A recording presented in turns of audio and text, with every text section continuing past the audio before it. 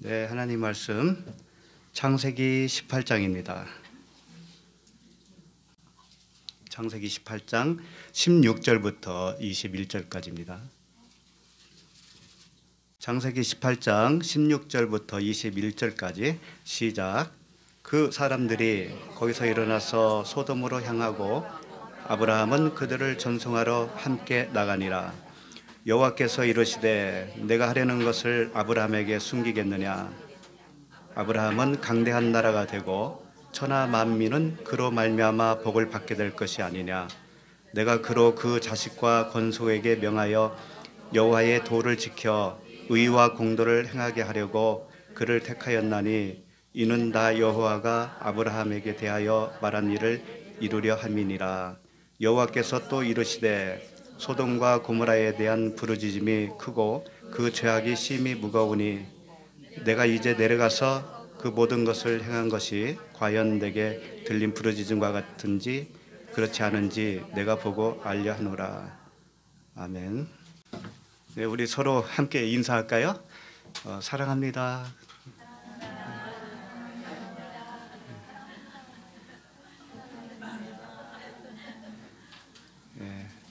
어찌하든지 사랑해야 돼요. 율법의 완성은 사랑이라고 그랬죠. 사랑 빼놓으면 아무것도 아니에요. 진리를 안다고 해도 사랑이 없으면 안고 없는 뭐다? 하나님은 사랑이시라고 그랬잖아요. 하나님은. 그래서 손님이 되지 마시고 가족이 되기를 원합니다.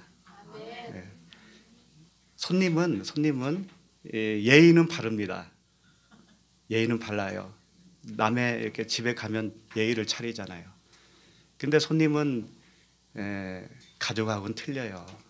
가족은 그 바탕이 뭐예요? 사랑이잖아요. 가족은 때로는 다투기도 합니다. 다투기도 해요. 그런데 사랑이 있어요. 사랑을 하기 때문에 다투는 거죠. 근데 손님하고는 잘 안 다툽니다. 그런데 사랑은 없어요. 그래서 이 사랑은 모든 것을 덮는다고 그러잖아요. 허다한 죄를 덮는다.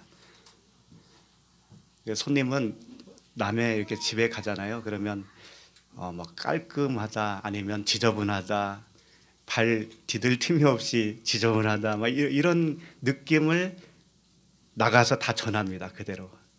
근데 가족은 안 그래요. 가족은 화장실을 열어놓고 사용해도요 허물이 없는 게 가족이에요. 안 그래요? 그래서 우리가 가족이 되기를 바랍니다. 오늘 말씀은 제목이 이제 친구입니다. 친구. 벗이라고 그러죠? 친구. 헬라어로는 필로스라고 해요. 필로스. 필레오 사랑 들어보셨죠? 필로스라고 하는 것은 사랑하는 관계를 말하는 거예요. 친구는 연인과의 그 사랑을 뛰어넘는 게 친구입니다. 그래서 하나님이 우리를 친구라 이렇게 말씀하신 거예요. 사랑한다, 친절하다, 애정이 깊다.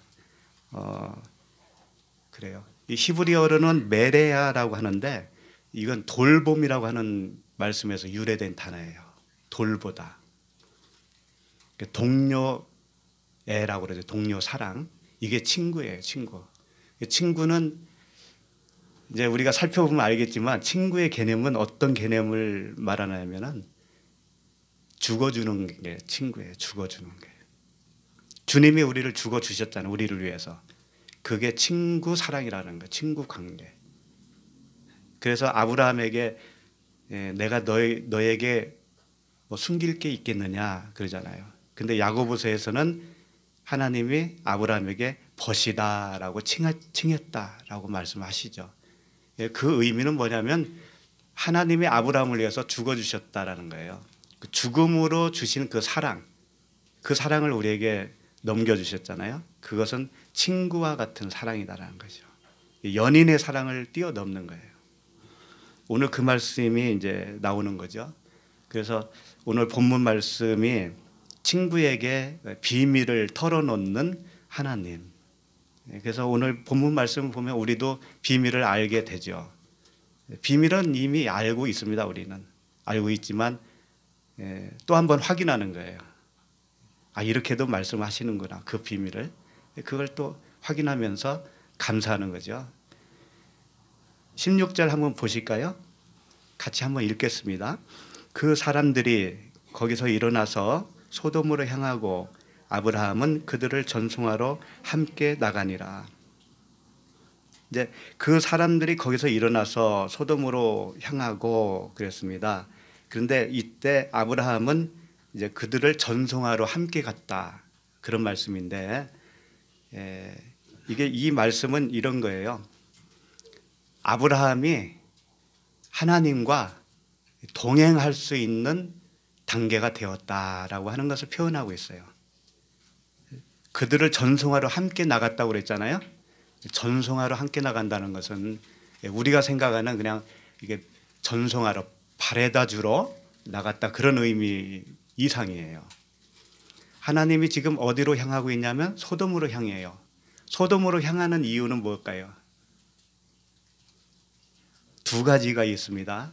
하나는 심판이에요. 또 하나는 구원이에요. 심판과 구원을 동시에 이루는 그런 하나님이 이제 소돔성에 향해서 가서 거기에 누구를 구출하는 거죠? 롯이잖아요. 롯. 롯이 거기 있거든요. 그렇다면 소돔으로 향하는데 아브라함이 함께 전송하러 나갔다라고 하는 말씀은 이런 거예요. 아브라함도 그 일에 동참한다. 그런 의미가 있어요. 모든 것을 하나님이 하시는 것은 맞아요. 맞는데 하나님이 자기 일을 하실 때는 자기의 일을 대리자를 시켜서 하는 거예요. 대리자를 통해서. 소돔성에 가서 심판하고 구원하는 것이 그 천사들이 하는 것처럼 그려졌지만 사실은 그 일은 아브라함도 동일하게 한다라는 거예요.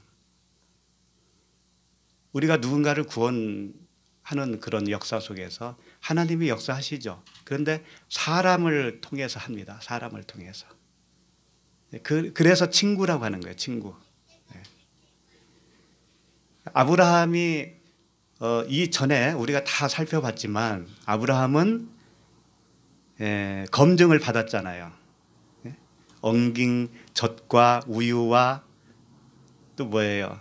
송아지 요리와 떡과 이런 것들을 하나님 앞에 보였잖아요. 그 의미는 뭐냐면 네 안에 생명이 있다라는 것을 보여준 거잖아요. 생명으로 생명을 대접할 수밖에 없잖아요. 생명이신 하나님이 우리에게 대접받고자 하는 것은 생명이에요. 생명. 그렇잖아요. 그러니까 아브라함에게 생명이 있는 거죠. 그러면 아브라함에게 생명이 있으면 사례도 사라로 바뀐다는 거 아세요? 아브라함은 할례를 행하였습니다. 99세에. 할례를 행했다는 것은 마음의 할례잖아요. 장성한 분량에 이르렀어요. 그러면 사례는 뭐 한 게 없잖아요. 그렇죠? 사례가 할례 받았다 그런 얘기 있습니까? 없죠. 사례는 왜 그럴까요? 언약이기 때문에 그렇죠. 말씀이기 때문에. 이 관계를 잘 아셔야 돼요. 그러니까 우리 각자 우리 마음이 육신의 생각이 죽고 그리스도의 생각으로 바뀌면 내 안에 들어온 말씀도 바뀌는 거예요. 동시에. 아브라함이 바뀌면 사라도 바뀌게 되어 있어요. 그러니까 내가 안 바뀌면은요, 내가 생각하는 하나님은 내 수준으로만 보게 되어 있어요. 그러니까 내가 어떤 수준으로 하나님을 보느냐에 따라서 그 하나님도 달라진다니까요. 그 하나님은 말씀이잖아요. 그렇죠? 그런 거예요. 그러니까 아브라함이 이제 아브라함으로 바뀌고 사례도 사라로 바뀌었어요. 그 상태에서 이제 하나님은 소돔성으로 향할 때 아브라함도 동행하는 겁니다. 동행. 물론 거기 따라가서 했다는 말씀은 안 나오지만 아브라함도 동일한 일을 하는 거예요. 그래서 그런 상태가 되어 있다 이거죠.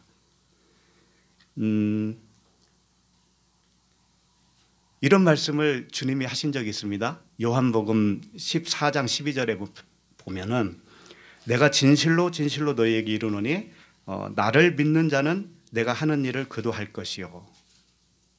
예수님을 믿는 자는 예수님이 한 것을 그도 한다는 거죠. 그런데 또한 그보다 큰 일도 하리니, 그보다 큰 일을 한다는 거죠. 예수님이 하신 일보다 더 큰 일을 한대요. 이는 내가 아버지께로 감이라. 그러니까 이 말씀 속에서 내가 하는 일을 그도 할 것이요 라고 하는 말 표현은 예수님이 하는 일이 십자가에서 죽으심이잖아요. 그러면 우리도 그 일을 한다는 것이고, 그 일보다 그보다 더 큰 일을 한다는 얘기는 뭐예요? 주님이 부활하셨잖아요. 그와 같이 우리도 주와 함께 십자가에서 죽으면 그분이 부활하셔서 하는 일처럼 우리도 큰 일을 한다는 거예요. 그런 말씀이에요. 그러니까 아브라함이 그런 상태가 되었다라고 하는 것이죠. 17절 보실까요? 여호와께서 이르시되 내가 하려는 것을 아브라함에게 숨기겠느냐. 이제 하나님은 아브라함과 동일해요. 동일해. 비밀이 없어요. 이제 다 털어놓겠다는 거죠. 그러니까 그 비밀을 이제 그 다음 절부터 말씀을 하실 거 아닙니까? 그렇죠? 그래서 이 야고보서 2장 23절에서는 바로 이 본문 말씀을 어떻게 표현하냐면은 이에 성경에 이른 바 아브라함이 하나님을 믿으니 이것을 의로 여기셨다는 말씀이 이루어졌고 그는 하나님의 벗이라 칭함을 받았나니. 여기서 벗, 친구로 칭함을 받았다 이거죠. 그래서 주님은 우리에게도 친구라고 그랬어요. 그래서 친구 사이, 이 사이는 특별히 친구라고 했을 때는 죽어줄 수 있는, 친구를 위해서 죽어줄 수 있는 그 사랑을 부각시키는 그런 단어예요. 그러니까 옆 사람을 위해서 우리가 친구가 되어야 돼요. 서로 사랑하라고 하네요. 서로 사랑하라. 서로 사랑하라 그러죠. 이 서로 사랑은 서로 죽으라 그런 얘기예요. 서로 죽으라. 죽음 사랑밖에 없어요. 진짜 사랑은. 안 죽기 때문에 싸우는 거예요. 네. 자, 그 다음에 이어서 18절에 이 말씀을 하시죠. 아브라함은 강대한 나라가 되고 천하 만민은 그로 말미암아 복을 받게 될 것이 아니냐. 이제 아브라함에게 비밀을 말씀을 하시는데 첫 번째예요. 아브라함은 강대한 나라가 된다. 그리고 천하 만민이 그로 말미암아 복을 받는다. 요겁니다. 요게 이제 첫 번째 비밀이에요. 아브라함은 강대한 나라가 됐습니다. 표면적으로. 지금도 이스라엘이 있지만 아브라함을 통해서 후손들이 강대한 나라를 이뤘어요. 그렇죠? 근데 그것은 어디까지나 표면적 하나님의 약속이에요. 영원하지가 않다고요. 그래서 이스라엘이 아수르에 또는 바벨론에 이렇게 멸망을 하는 거예요. 그 멸망을 함으로 인해서 한시적이라는 것을 가르쳐줘요, 우리에게. 그러면 아브라함에게 강대한 나라가 되고 복을 받겠다고 하는 이 말씀은 결국은 누구를 통해서 복을 주겠다고 하는 말씀일까요? 예수 그리스도시죠. 아브라함을 모형으로 사용을 하고 있는 거예요. 그러니까 이 말씀의 그 진의는 예수 그리스도를 통해서, 그래서 아브라함은 그 그림자요 모형으로 주어진 겁니다. 그래서 큰 나라가 된다, 강대한 나라가 된다는 것은 결국은 그리스도의 나라예요. 하나님 나라. 하나님 나라가 강대한 나라가 된다라고 하는 것이고, 그 민족들이 복을 받는다고 하는 것은, 복은 바라크라고 그래요. 복은 뭐냐면 무릎을 꿇는 거예요. 무릎. 다시 말하면 모든 민족이 무릎을 꿇게 될 거다, 그겁니다. 무릎을 꿇는 것이 복이라는 거예요. 우리에게는. 왜? 내가 죽어야 그분이 왕이 되어서 나 대신 살아주시잖아요. 나 대신 살아주는데 그게 또 나예요. 그 얼마나 좋아요. 네. 자, 19절을 보실까요? 19절. 자, 읽어봅시다. 시작. 내가 그로 그 자식과 권소에게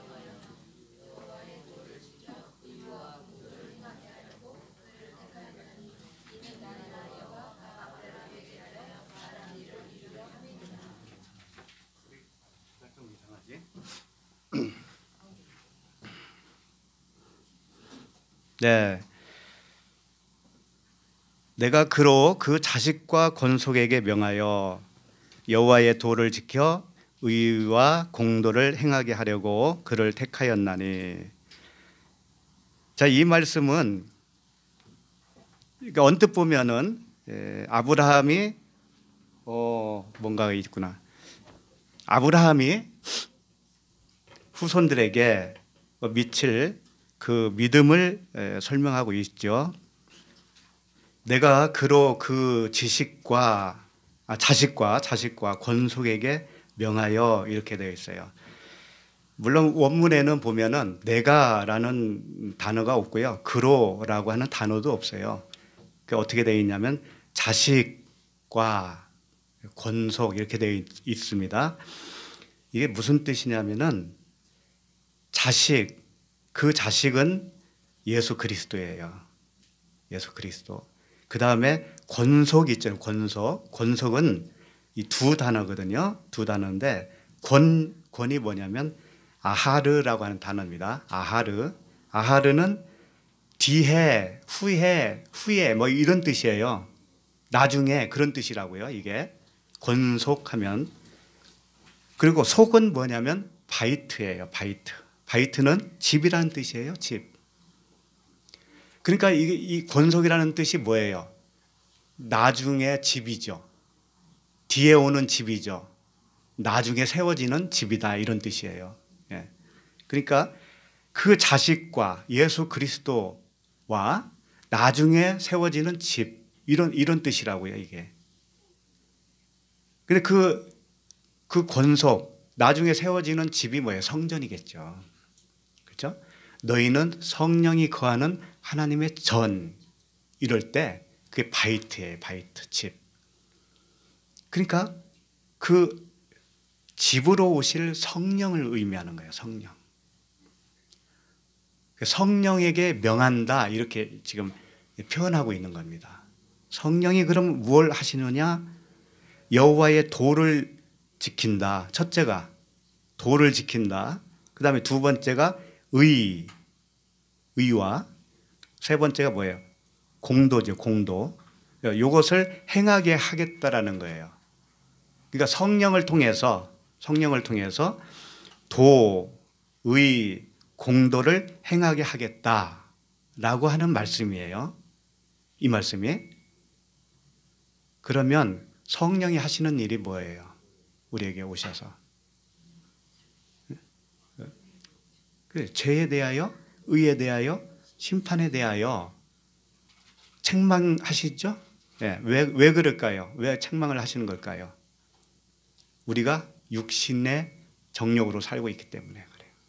육신의 눈으로 하나님을 못 보고 있기 때문에 그래요. 그걸 벗겨주겠다라는 거예요. 성령께서. 지금 아브라함에게 그 비밀을 말씀을 하고 있는 겁니다. 동일한 말씀을 하시고 계세요. 그러니까 이 요한복음에서는 이렇게 말씀을 하십니다. 내가 아버지께로부터 너희에게 보낼 보혜사, 곧 아버지께로부터 나오시는 진리의 성령이 오실 때에 그가 나를 증언할 것이요. 주님이 이렇게 말씀하셔요. 아버지께로부터, 내가 아버지께로부터 너에게 보낼 보혜사. 예수님이 보혜사를 보내는데 자기가 보내는 거예요. 보내는데 어디서부터 또 나온다고 그래요? 아버지께로부터 나온다고 하잖아요. 아버지께로부터 너에게 보낼 보혜사 그러잖아요. 그렇다면 예수님이 보내는 보혜사도 되고 아버지께서 보내는 보혜사도 되는 거예요. 성령은. 그러니까 오늘 창세기 본문에서는 여호와께서 명하사 그랬잖아요. 명하사. 명한다고 하는 것은 보낸다는 뜻이에요. 그러니까 성령을 보내서 너희에게 그 뭐예요? 아까 세 가지. 도와 의와 공도죠. 예, 그것을 행하게 하겠다. 그런 말씀이에요. 그래서 그 도라고 돼 있는 그 첫 번째 이게 데레카라고 하는 단어입니다. 데레카. 데레카는 뭐냐면 데레크 길이에요. 길. 길을 말하는 거예요. 길. 그 다음에 의. 두 번째 의이죠. 의와 할 때 의. 체데카. 이것은 의예요. 공의.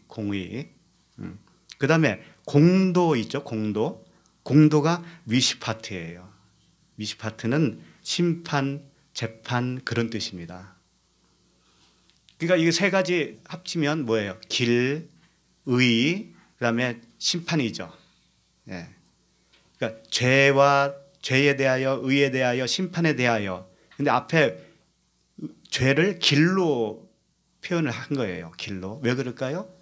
인간은 죄악의 길로 가잖아요. 그러니까 죄예요. 죄. 똑같은 말씀을 하시는 거예요. 그래서 죄와 의와 심판에 대하여 가르친다. 그래서 우리를 길과 진리요 생명이 되게 하시는 거예요.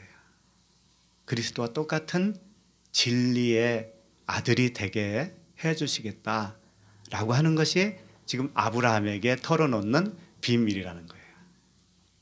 예수님을 통해서 그리스도를 통해서 그렇게 하시겠다.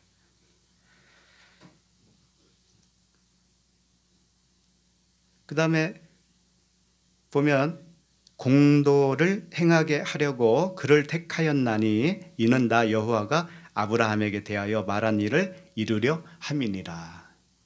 아브라함에게 말했다라는 것은 언약대로 하신다라는 거예요. 언약대로. 주님이 언약을 안 하시고 행하시는 일은 하나도 없어요. 이미 미리 다 말씀하셔요. 미리. 친절하게도. 미리 말씀을 다 해주시고 그 말씀대로 우리 안에 오셔서 다 이루어 주셔요. 그 언약을 믿는 것이 진짜 믿음이죠. 하나님이 해주시겠다는 거예요. 하나님이. 우리가 하려고 하면은 하나님이 못 하셔요. 우리가 하려고 하는 사람들이 바리새인이었거든요.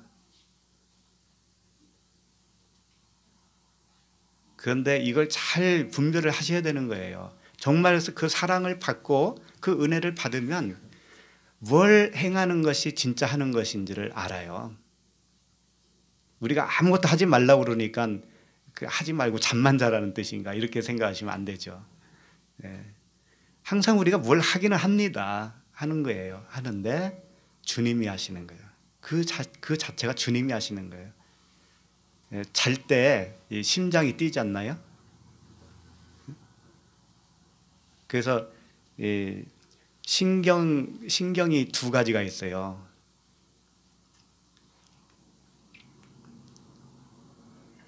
네, 의사는 아니지만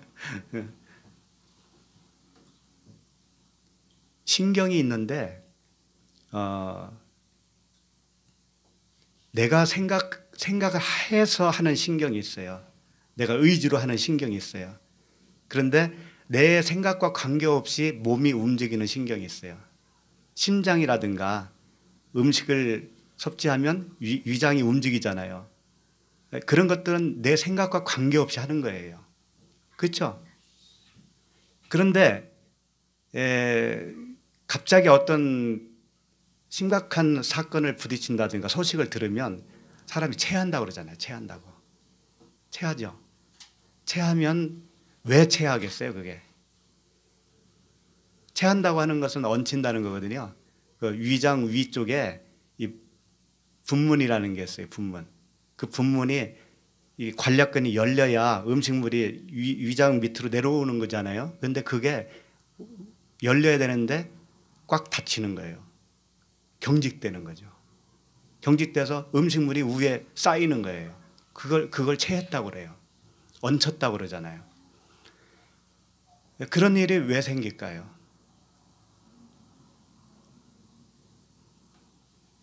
바로 이런 거와 같아요. 나도 내가 생각하지 않는 일을 하나님이 하시거든요. 하셔요. 그러니까 허파가 뛴다든가 심장이 뛴다든가 이런 것들은 다 알아서 하는 거잖아요. 알아서. 그게 하나님이 인도하심이라면 내 생각이 너무 크잖아요. 내 의지로 하는 생각이 더 크잖아요. 그러면 그 위축돼요. 하나님이 하는 일이 위축된다고요. 알아서 뛰는 그 심장이 알아서 움직이는 위장 분문이 움직이지를 못한다니까. 내가 너무 크니까. 내 생각이 너무 크니까. 그걸 부교감이라고 그러거든요. 스스로 알아서 하는 그 부교감 신경이라고 그래요. 그래서 이 교감 신경이라고 하는 것은 내 생각이고 부교감 신경은 알아서 하는 건데 내 생각이 너무 커버리면 부교감 신경이 눌려. 그와 같은 거예요. 진리는. 내 생각이 너무 크면 하나님이 일을 못 하셔요. 하나님이 하도록 내 생각을 죽여야 되는 거예요. 내려놔야 돼. 그러면 스스로 알아서 그냥 진행이 되는 거예요. 이게 다 진리라니까요. 그래서 내가 너무 눌리고 생각에 눌리고 걱정하고 근심에 쌓이잖아요. 그러면 이 면역력이 떨어집니다. 부교감 신경이 눌려서 면역력이 자꾸 떨어져요. 영적 그런 삶도 똑같아요. 그분이 하시도록 맡기면 그분이 활발하게 일하셔요. 그분이. 부교감 신경이 알아서 다 세균이 들어오면 다 물리치고 필요한 곳에 막 피가 이렇게 공급이 되어지고 다 알아서 해주셔요. 근데 내 의지가 너무 발동을 하면 그게 눌린다고요. 그게 영적 의미도 있는 거예요. 그게 다. 자, 20절 보시겠습니다. 20절. 여호와께서 또 이르시되 소돔과 고모라에 대한 부르짖음이 크고 그 죄악이 심히 무거우니 21절까지 읽겠습니다. 내가 이제 내려가서 그 모든 것 행한 것이 과연 내게 들린 부르짖음과 같은지 그렇지 않은지 내가 보고 알려 하노라.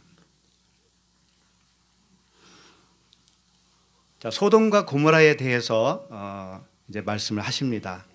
소돔과 고모라에 대한 부르짖음이 크다라는 거예요. 크고 그 죄악이 심히 무겁다라는 거죠. 그러니까 죄악이 무거워야 사실은 이제 심판 때가 이르는 거예요. 죄악이 관영해야 하나님은 심판을 하셔요. 심판을 당해야 구원이 일어나요. 그러니까 성경 말씀은 다 복음이죠. 무서운 게 없어요. 근데 내가 안 죽으면 무서운 거예요. 주님은 항상 거기에 있어요. 초점이 십자가에 있다고. 십자가가 열쇠입니다.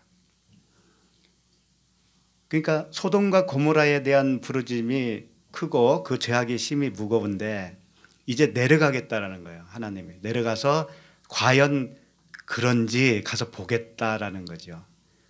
근데 이건 우리식의 표현이고 우리식의 이해예요. 하나님이 내려가서 보고 그런 하나님은 아니잖아요. 하나님은 다 아셔요. 그냥 모르는 거 없어요. 다 알아요. 근데 이렇게 표현하는 이유는 우리에게 이해를 돕기 위해서.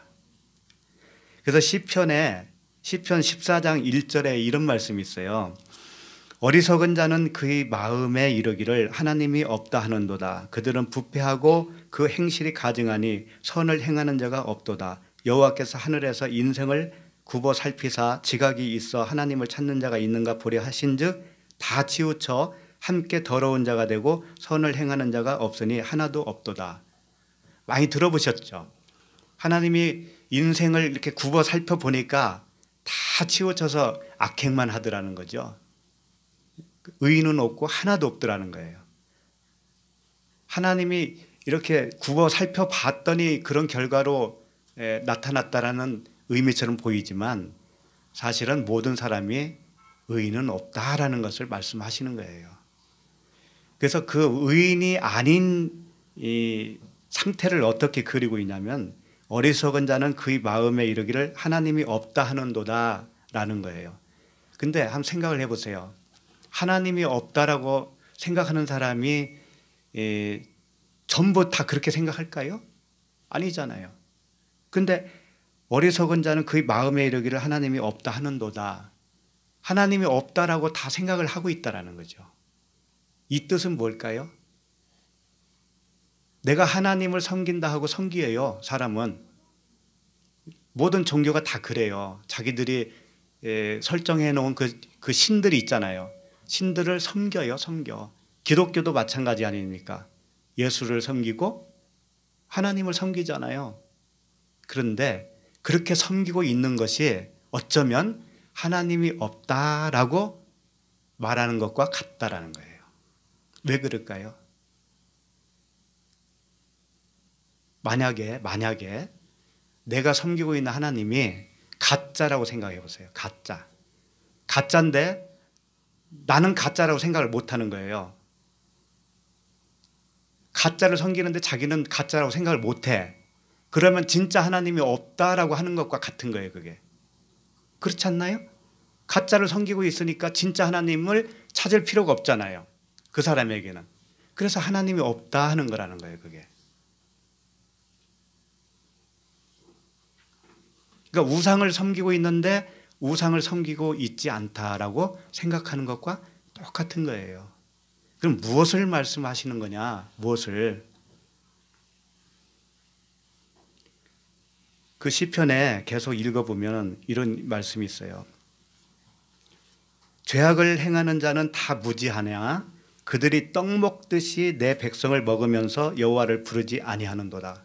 떡 먹듯이 백성을 먹으면서 하나님을 부르지 않는다는 거예요. 그게 죄악된 인간이라는 것이죠. 그럼 떡 먹듯이 백성을 먹는다는 건 무엇일까요? 떡은 항상 말씀이라고 그랬잖아요. 예? 예. 율법의 떡을 먹고 있으면 그건 자기가 하나님을 섬기고 있다고 생각할 거 아니에요. 하나님이 주시는 말씀을 먹고 있다고 생각할 거 아니에요. 그 자체가 여호와를 부르지 않는 거예요. 그 자체가. 그러나 거기서 그들은 두려워하였으니 하나님의 의인의 세대에 계심이로다. 너희가 가난한 자의 계획을 부끄럽게 하나 오직 여호와는 그의 피난처가 되시는도다. 이 무슨 말씀이냐면 그런 사람들 중에 두려워하는 자가 생겼다 이거예요. 그 두려운 자는 누구냐면 가난한 자다 이거예요. 가난한 자. 심령이 가난한 자는 천국이 저희 것이며 그런 자가 있다라는 거죠. 그런 자가 있다. 근데 하나님은 그런 자의 하나님이다 이거예요. 그런 자의 하나님이다. 의인의 세대에 계심이다 라고 표현한 것이 바로 그 말씀이에요. 가난한 자가 생기는데 그 가난한 자는 이 떡이 진짜 떡이 아닌데 라고 생각하기 시작해요. 그래서 진짜 떡을 먹기를 갈구하는 거예요. 간절히 사모하는 겁니다. 그런 사람들이 가난한 사람이에요. 그런 사람들에게 하나님은 계시다라고 하는 거죠.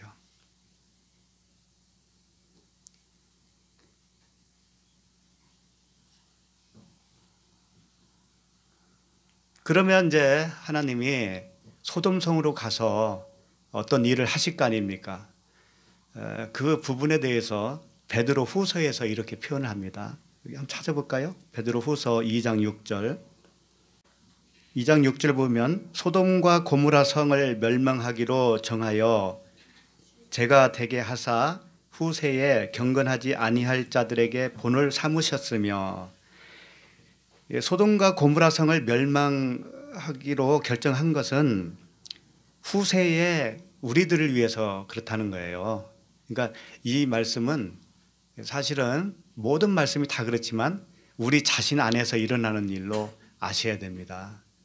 그러니까 산에 어떤 그 불구경하듯이 성경을 그렇게 보면 안 돼요.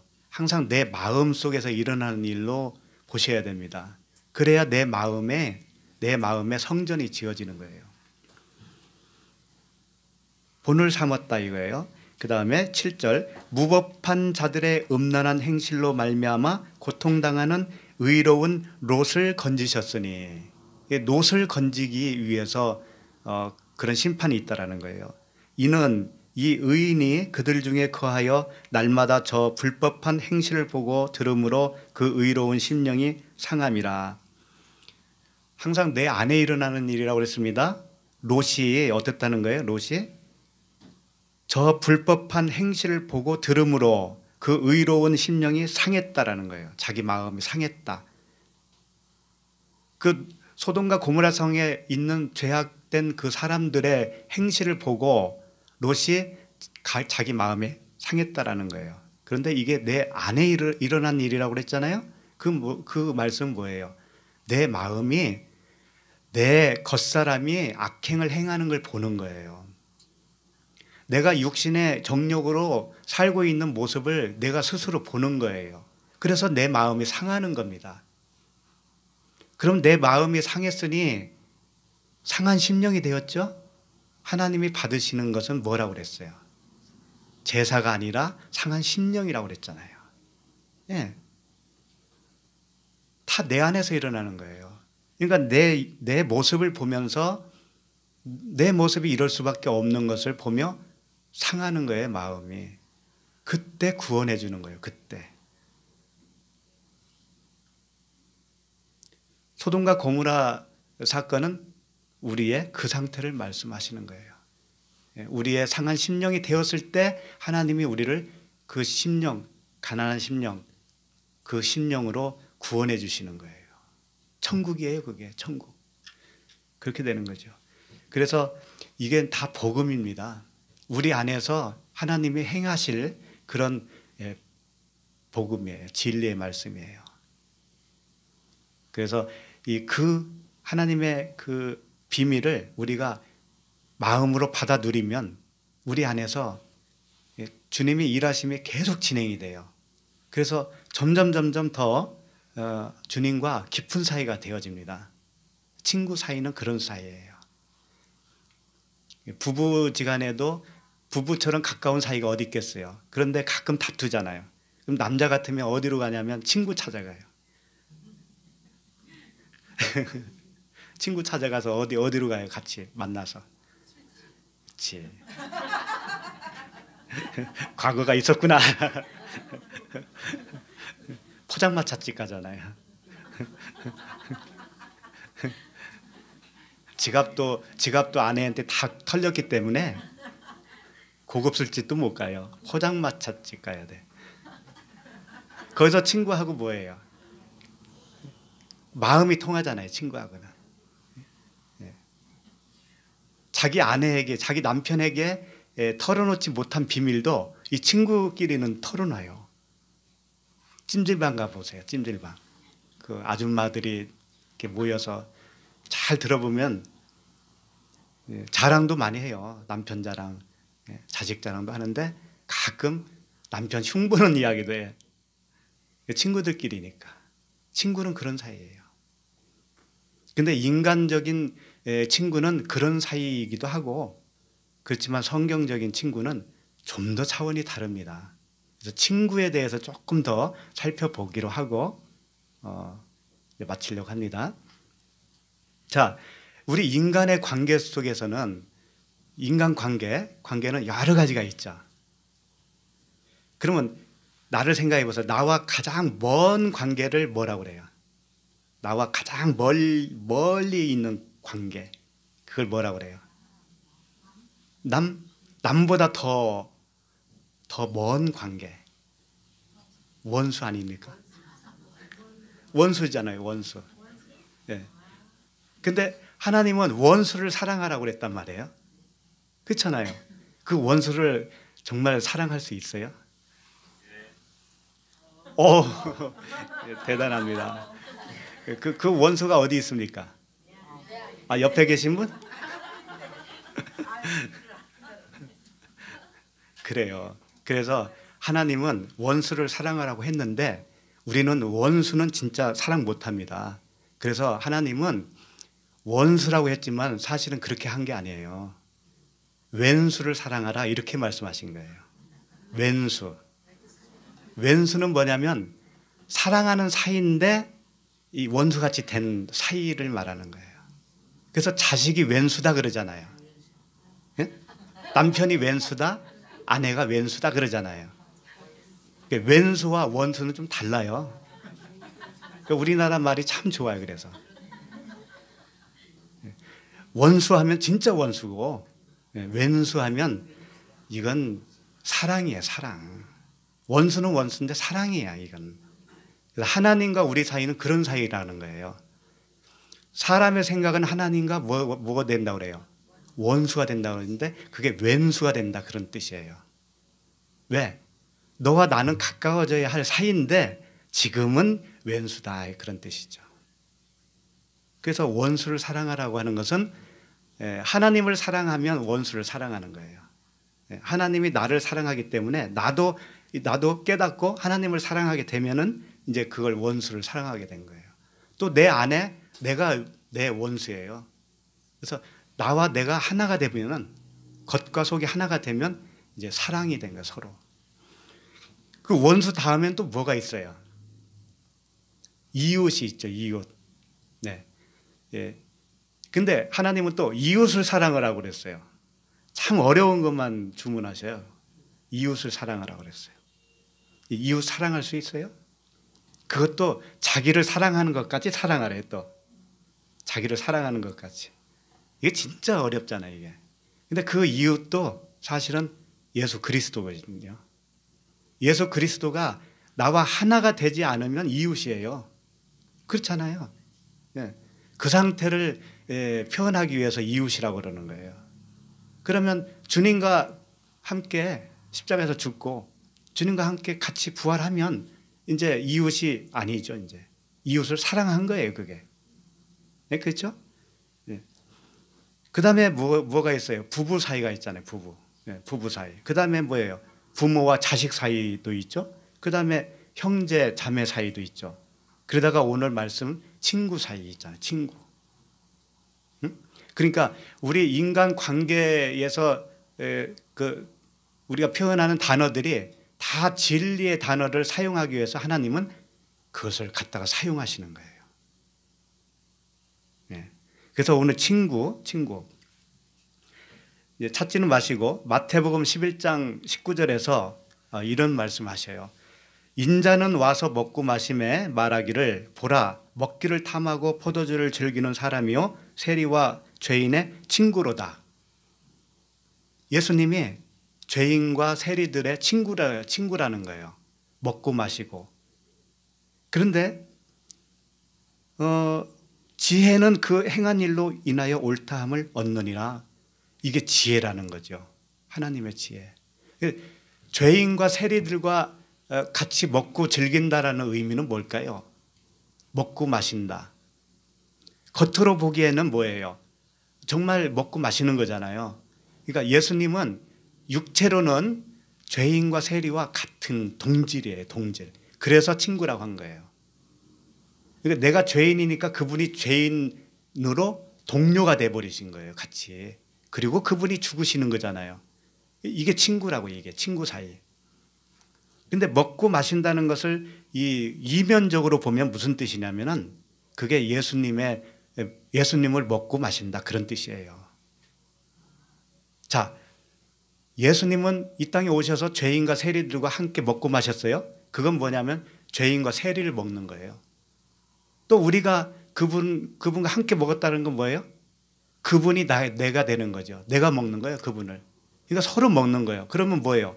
하나가 되잖아. 하나가 됐는데 그 상태에서 죽는 거잖아요. 그분이 죽으시잖아요.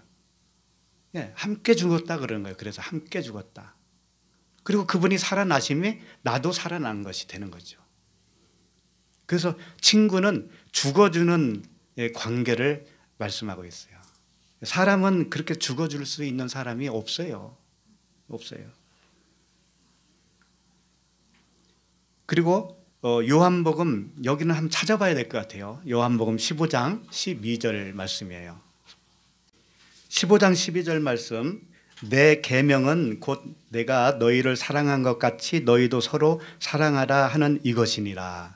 이제 계명을 말씀하셨는데 계명이 뭐냐면 서로 사랑하라라는 것이 계명인데 전제가 있습니다. 내가 너희를 사랑한 것 같이 서로 사랑하라는 거예요. 그러면 주님이 우리를 어떻게 사랑하셨어요? 십자가에서 죽음으로 사랑하셨죠. 그러면 우리도 서로 사랑할 때 어떻게 하라는 거예요? 죽음으로 사랑하라는 거예요. 그래서 그 다음 절이 나온 거죠. 13절.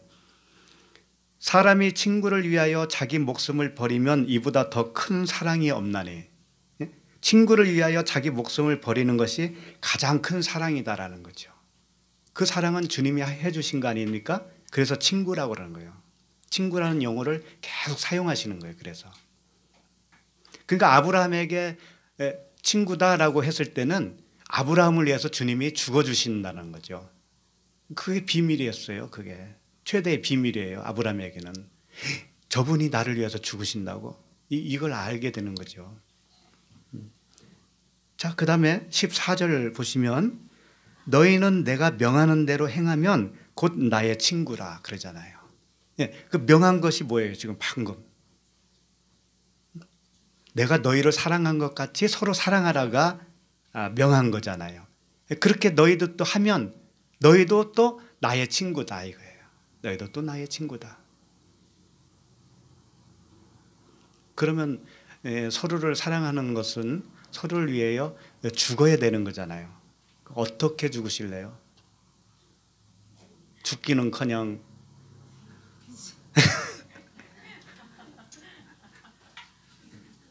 그래서 이제 그 결론을 나중에 내자고요. 어떻게 죽는 것이 정말 죽음으로 사랑하는 것인가. 우리가 또 상상을 하니까. 그래서 이건 찾지 마시고 요한복음 13장 34절에는 이렇게 말씀하셔요. 새 계명을 너희에게 주노니 서로 사랑하라. 여기서 또 새 계명을 주신다고 하시면서 서로 사랑하래요. 내가 너희를 사랑한 것 같이 너희도 서로 사랑하라. 여기서도 또 똑같은 말씀 하셔요. 이게 얼마나 중요하길래 계명이라고 할까요? 그러니까 이렇게 되지 않으면 우리가 주님과 친구가 될 수가 없어요. 주님과 친구가 안 되면 꽝이잖아요. 꽝. 그러니까 얼마나 중요한 내용이겠어요. 이게 잘 보셔야죠. 그러니까 이런 거예요. 힌트를 준다면 서로 사랑하라라고 한 것은 주님이 내가 너희를 사랑한 것 같이 서로 사랑하라고 하는 것은 너희들이 서로 발을 씻어주라라는 말씀과 똑같은 거예요. 발을 씻어준다는 내용은 우리 이미 들었잖아요. 예? 옆 사람 발 씻어주는 게 뭐라고 그랬어요? 발에 뭐가 있기 때문에 씻어주는 거잖아요. 예? 그러니까 그 사람의 육적인 성향이 사람의 생각으로 나에게 다가올지라도 내가 그것을 씻어줄 수 있는 물이 있으면 그게 씻어주는 거라고 그랬잖아요.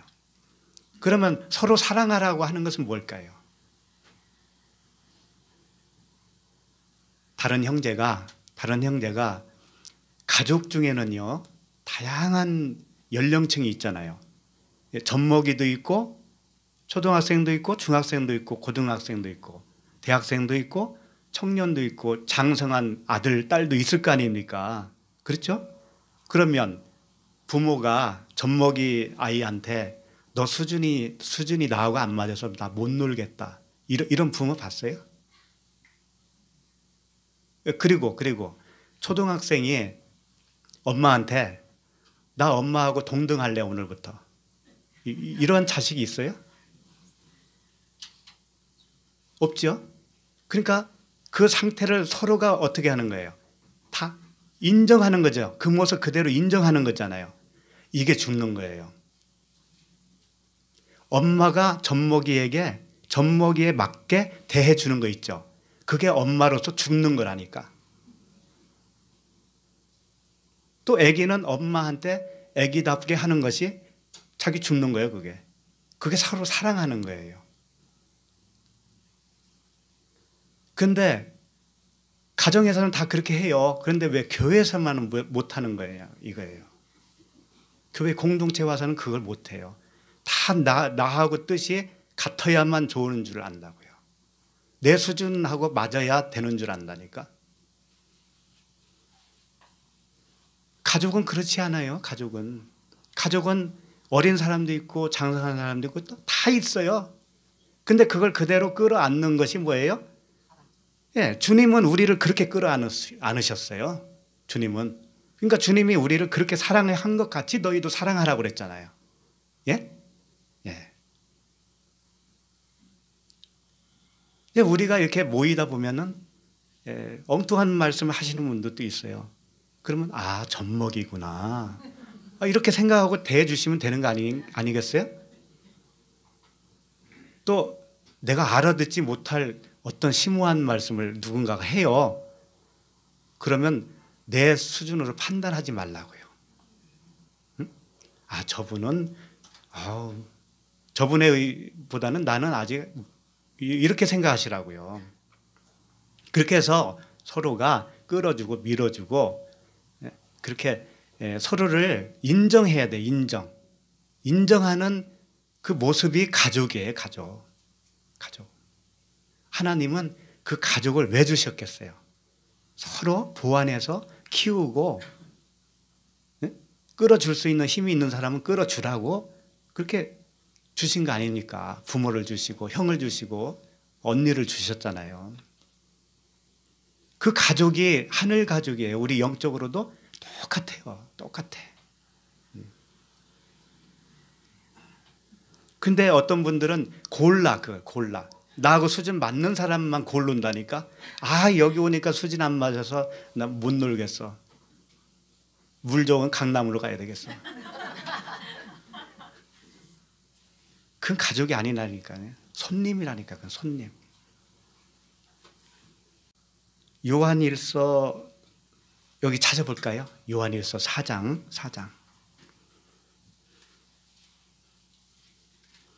요한일서 4장 14절입니다.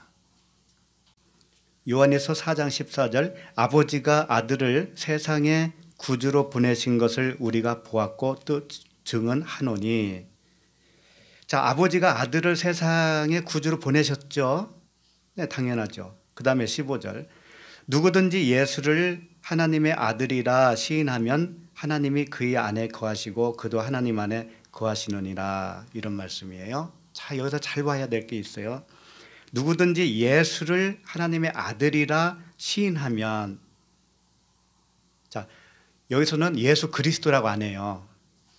누구든지 예수를 그리스도로 시인하면 이렇게 되는 거예요. 아들은 그리스도예요. 그러니까 예수를 하나님의 아들이다라고 시인한다는 건 뭐냐면 예수를 그리스도다라고 시인하는 거예요. 근데 14절 다시 보면은 아버지가 아들을 세상에 구주로 보냈을 때 이 아들은 누굴까요, 그러면? 그리스도예요. 그래서 유명한 요한복음 1장 1절에는 태초에 말씀이 계시니라. 이 말씀이 하나님과 함께 계셨으니 이 말씀은 곧 하나님이시다. 태초에 말씀이 계셨어요. 근데 그 말씀이 하나님이시다는 거예요. 그런데 아버지가 아들을 보냈다는 것은 무슨 말씀이냐면 그 아버지도 말씀이잖아요. 태초에 하나님이 말씀이시니까. 그러니까 하나님이신 아버지가 아들 말씀을 보냈다 이거예요. 그러니까 말씀이신 하나님이 말씀이신 아들을 보낸 거예요. 그렇게 보냈어요. 보냈는데 말씀이 육신이 됐다고 그러잖아요. 예? 말씀이 육신이 되어 우리 가운데 거하시니 그랬잖아요. 그러니까 말씀은 그리스도신데 그분이 이 땅에 오시는 순간 무엇을 입었어요? 육체를 입으셨다고요. 육체를.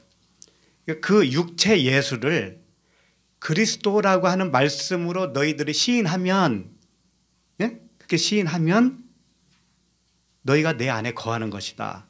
이렇게 말씀하신 거예요. 그러면 우리가 지금 그 말씀이 육신이 되신 예수님을 눈으로 보고 계시나요?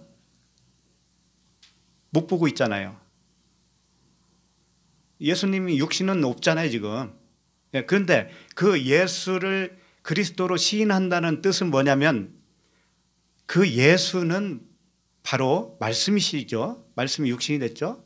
육신이 됐으니까 눈에 보이는 말씀이죠. 예수님이 눈에 보이는 말씀이라고요. 눈에 보이는 말씀. 자, 이걸 잘 기억하세요.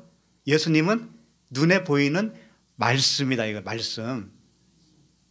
자, 그러면 20절로 보세요. 4장 20절.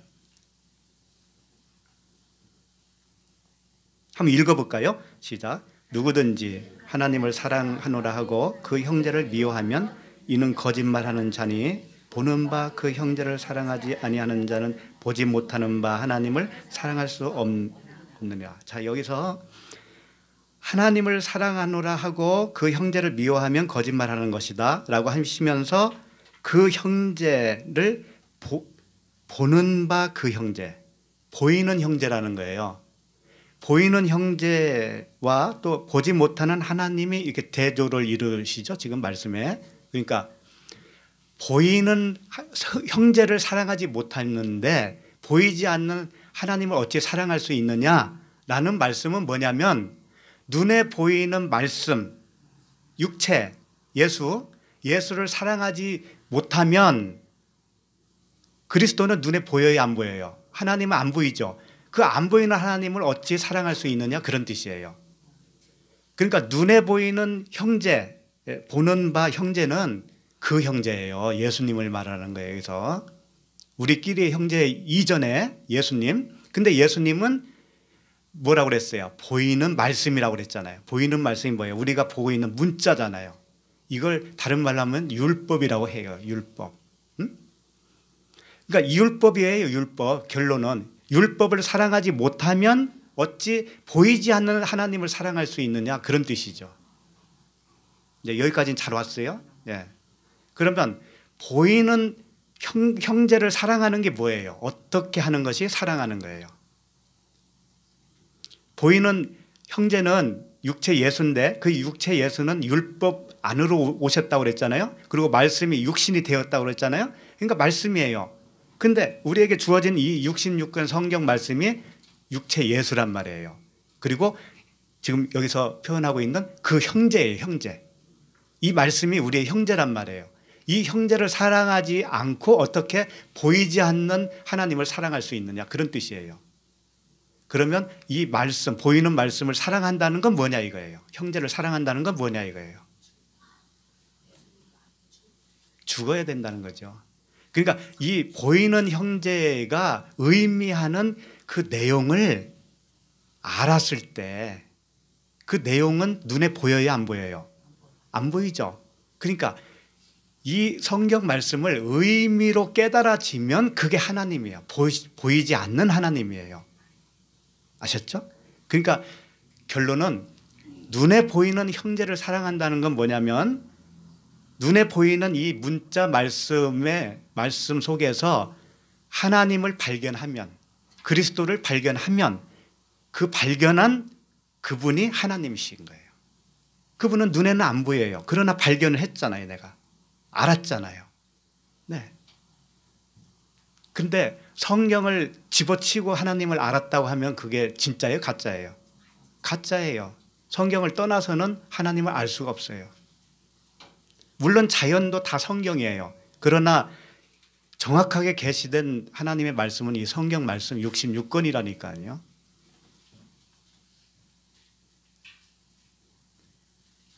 그러니까 눈에 보이는 형제를 사랑한다고 하는 것은 결론은 뭐예요? 말씀을 그리스도로 깨닫는 걸 얘기하는 거예요. 근데 깨닫는다고 하는 그 사이에는 항상 뭐가 있냐면 십자가가 있어요. 십자가를 통해야 깨달아져요. 십자가를 통해서 내 눈이 죽어야 되는 거예요. 육신의 눈이 들보가 빠져야 그걸 발견할 수 있거든요. 그러니까 십자가를 빼고는 하나님을 알 수가 없어요. 그걸 해주시기 위해서 주님이 죽어주신 거예요. 그게 사랑이라는 거죠. 그래서 우리도 말씀에 있는 그 안에 있는 내용, 함유하고 있는 그 내용을 그리스도로 시인하면, 시인이 뭐냐면은 함께 생각하는 거예요. 함께. 호몰로게오라고 그러거든요. 호모, 하나된 말씀이에요. 하나님과 내가 같은 눈을 갖는 거고 하나님과 내가 같은 생각이 되어지는 거예요. 이게 시인한다라는 뜻이거든요. 호몰로게오. 이렇게 되는 것이 계명이에요. 형제를 사랑하라라고 하는 계명이에요. 그러면 우리들 상호 간에는 어떻게 해야 되겠어요? 우리들 상호 간에 서로 사랑한다고 하는 것은 뭐냐면 죽어야 된다고 했잖아요. 그 죽어준다는 건 뭐냐면 그 사람을 이해하는 거예요. 아까 보이는 형제를 사랑하는 게 뭐라고 그랬어요? 깨닫는 거라고 했잖아요. 그 안에 있는 내용을 안다고 그랬잖아요. 그러니까 옆 사람을 사랑할 수 있다는 건 뭐예요?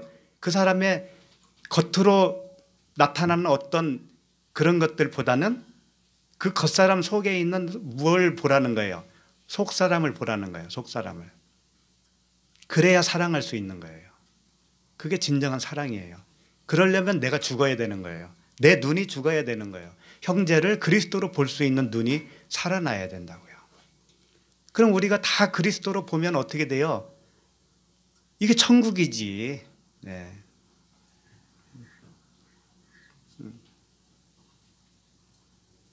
그래서 이제 마지막으로 성경에 가장 그 아름답게 친구 사이를 묘사한 인물들이 있습니다. 기억나시죠? 다윗과 요나단. 다윗과 요나단은 그 친구 사이가 뭔지를 예수님이 오시기 전에 이미 우리에게 가르쳐 주셨어요. 그래서 제가 한번 읽어 드릴까요? 사무엘상 18장 1절 말씀인데 한번 찾아봐도 좋아요. 사무엘상 18장 1절. 다윗이 사울에게 말하기를 마침에 요나단의 마음이 다윗의 마음과 하나가 되어 요나단이 그를 자기 생명같이 사랑하니라. 요나단이 다윗을 자기 생명같이 사랑했어요. 이렇게 사랑하는 것은 그리스도가 우리를 자기 생명같이 사랑한 그 사랑을 묘사하고 있는 거예요. 똑같아요. 그러니까 다윗은 사실은 그리스도로 묘사하면 요나단은 뭐겠어요? 요나단은 예수예요. 예수. 요나단은 겉사람이에요. 겉에 말씀은 말씀이에요. 근데 겉에말, 표면적인 말씀이에요. 그 역할을 하는 거예요. 그 다음에 4절을 한번 보실까요? 18장 4절. 요나단이 자기가 입었던 겉옷을 벗어 다윗에게 주었고 자기의 군복과 칼과 활과 띠도 그리하였더라. 요나단이 가지고 있는 겉옷과 칼과 띠 이런 것들은 뭐냐면 다 진리를 포함하고 있어요. 그것을 누구에게 넘겨줬다? 다윗에게 줬다라는 거죠. 이 뜻은 뭐냐면 이 문자로 온 이 말씀이 속뜻으로 넘겨졌다 그런 뜻이에요. 넘겨주면 넘겨준 자는 죽는 겁니다. 엘리야가 엘리사에게 겉옷을 넘겨줬어요. 그러면 엘리사는 이제 가잖아요. 엘리야는 해오리 바람으로 가잖아요. 그게 죽음이거든요. 근데 죽었는데 그분은 시체가 없잖아요. 시체가. 그러니까 엘리야가 엘리사하고 동일하다라는 것을 보여주는 거예요. 넘겨주면 죽는데 그 시체가 없어요. 왜 없느냐? 엘리사가 엘리야거든요. 예수가 죽으셨는데 시체가 없어요. 그런데 그리스도로 나타나셨잖아요. 그러니까 예수가 그리스도라는 거예요. 똑같다라는 거예요. 그럼 우리도 겉사람과 속사람이 있죠. 겉사람이 속사람하고 똑같은 거예요. 모르면 겉사람으로 살고 있는 것이고 그걸 알면 속사람으로 사는 거예요. 똑같아. 하나야 하나. 그러니까 요나단과 다윗은 지금 형제예요. 형제. 하나야 하나. 하나인데 둘로 표현하는 거예요. 겉사람과 속사람을 표현해 주는 거라고요. 26절을 보시면 사무엘 하네요. 이것은 사무엘 하예요. 제가 읽어드릴게요. 사무엘 하 1장 26절에 보면 내 형 요나단이여 이렇게 말하고 있어요. 내 형이라는 거예요. 에서와 야곱 있잖아요. 에서가 형이잖아요. 야곱은 동생이고 그런 관계예요. 에서는 야곱의 형인데 형은 뭐예요? 항상 섬기는 자예요. 섬기는 자야. 동생을 위해 섬기는 자. 섬기는 것이 죽는 거예요. 예수님이 뭐라고 했어요? 내가 섬기려 하고 목숨을 대속물로 많은 사람에게 주려 한다라고 그랬잖아요. 그러니까 섬기는 자는 항상 죽는 거예요. 형은 섬기는 자로서 죽는 거예요. 우리 자신으로 말하면 형이 뭐예요? 먼저 된 나잖아요. 네? 그러니까 율법 아래에 있었던 내가 형이에요. 어? 율법 아래에 있었던 나 처음 태어난다. 근데 내가 죽으면 어떻게 되냐면 동생인 나가 사는 거예요. 그게 속사람이에요. 겉사람은 형이고 속사람은 동생이다. 그러니까 지금 이 사무엘하 1장 26절에서 요나단이 다윗이 뭐라고 하냐면 내 형 요나단이여 내가 그대를 애통함은 그대는 내게 심히 아름다움이라 그대가 나를 사랑함이 기이하여 여인의 사랑보다 더하였도다. 여인의 사랑보다 더하였도다. 이 친구 사랑이에요. 그러니까 사울 왕은 이게 요나단이 왜 다윗과 친구냐면요. 사울 왕은 다윗을 미워했어요. 그래서 다윗을 죽이려고 그랬습니다. 죽이려고 했는데 그 죽이려고 했던 비밀을 누가 가르쳐줘요? 사울의 아들 요나단이 다윗에게 우리 아버지가 너를 죽이려고 하니 너 도망가라 이렇게 가르쳐 주잖아요. 이게 비밀이잖아요. 비밀. 친구는 비밀이 없다. 비밀을 가르쳐 주는 자가 친구예요. 그래서 다윗이 어떻게 된 거예요? 살았잖아요. 그런데 그게 발각이 됐어요. 나중에 요나단이 다윗에게 일러 바쳐서 너 다윗이 도망가게 했지? 너 나쁜 놈이네. 그러면서 아버지 사울이 창을 던졌어요. 요나단에게. 근데 맞지는 않았어. 그런데 창을 던졌다고 하는 것은 그때 죽은 거예요. 요나단이 죽었다고요. 다윗에게 비밀을 가르쳐 주기 때문에 죽은 거예요. 그렇잖아요. 그러니까 예수 그리스도께서 예수 육체의 예수가 죽어주신 것은 요나단이 죽는 것과 똑같은 거예요. 그런데 재미있는 게 요나단이 진짜 언제 죽느냐면 싸움터에서 죽습니다. 전쟁. 그때 누구와 같이 죽냐면 아버지와 같이 죽어요. 사울 아버지와 요나단이 같이 죽어요. 그게 무슨 뜻이겠어요? 사울 왕은 우리를 죽이려고 하는 율법이거든요. 하나님의 말씀이에요. 표면적 말씀이에요. 근데 그 율법 아래로 오신 분이 누구예요? 예수님이시죠. 그게 요나단이라는 거예요. 그러면 요나단이 죽으면 무엇도 죽는 거예요? 응? 율법도 죽어요. 같이 죽어요. 그래서 다윗이 그 뒤로 뭐가 돼요? 왕이 되잖아요. 응? 그 다윗은 그리스도라고 하는 왕이 되는 거예요. 우리도 왕이 되는 거예요. 왕 같은 제사장. 네. 그러니까 사울 왕, 요나단, 다윗은 하나인데 하나. 내 속에 이루어지는 하나인데 사울 왕이라고 하는 율법이 죽는 거예요. 누구 때문에? 요나단이라고 하는 친구 때문에.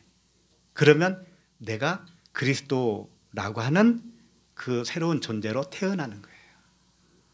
복음으로 태어나는 거예요. 그래서 서로 사랑하라고 하는 것은 바로 요나단과 다윗과 같은 관계로 사랑하라는 거예요. 남을 위해서 죽어준다는 것은 남을 이해하는 것이 되는 거예요. 나를 속상하게 해도 내가 이해해버리면 속상해요, 안 해요? 안 하잖아요. 그것이 사랑하는 거예요. 죽음으로 사랑하는 거예요. 이게 모두 그렇게 되기를 바랍니다. 기도하겠습니다.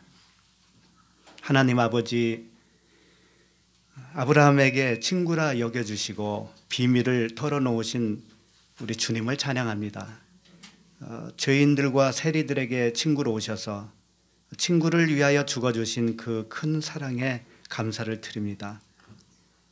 먼저 우리 안에서 이 겉사람, 옛사람과 속사람이 친구가 되게 하여 주시옵소서. 속사람을 위하여, 내 새 사람을 위해서 육신의 생각, 겉사람이 죽게 하여 주시옵소서. 온전히 그리스도의 생명으로 살게 하여 주시옵소서.